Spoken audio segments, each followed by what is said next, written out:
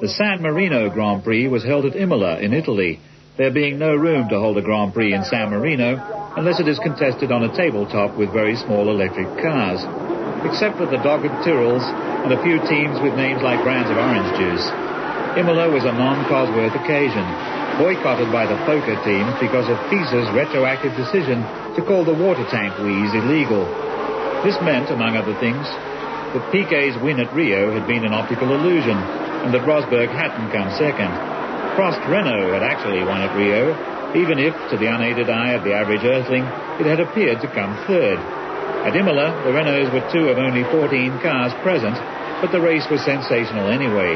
The real story of the race was that the Renaults fell apart and the Ferraris didn't. The story took a while to unfold, however, and at the start the lemon yellow cars were in front.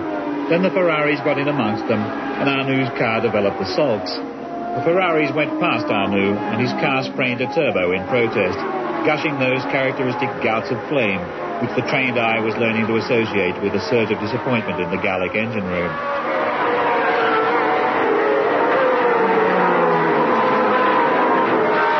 The Ferraris swept on. They should have swept on as per team orders, with Villeneuve first and Pironi second.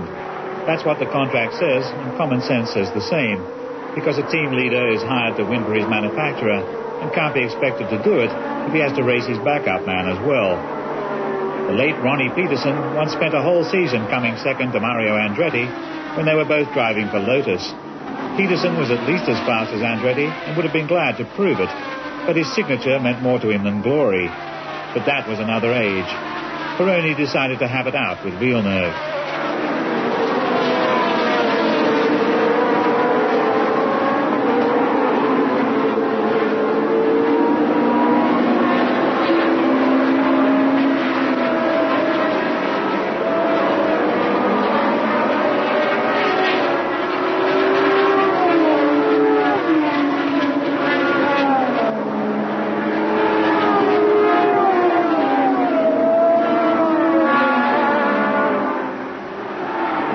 Pit, no doubt in telephonic communication with Commendatore Enzo Ferrari at Maranello, told Pironi to let Villeneuve through.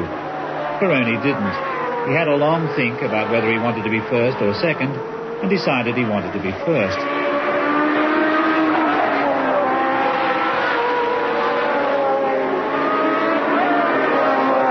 The resulting scrap, with Villeneuve sometimes ahead but more often not, was very thrilling for the spectators, but its effect on Villeneuve was unhealthy at the time, and to hindsight seems tragic.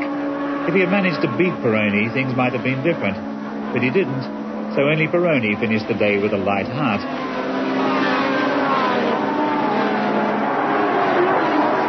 Villeneuve declared his intention of not speaking to Pironi again for the rest of his life. The quarrel would have faded away with time, but alas, Villeneuve had no time.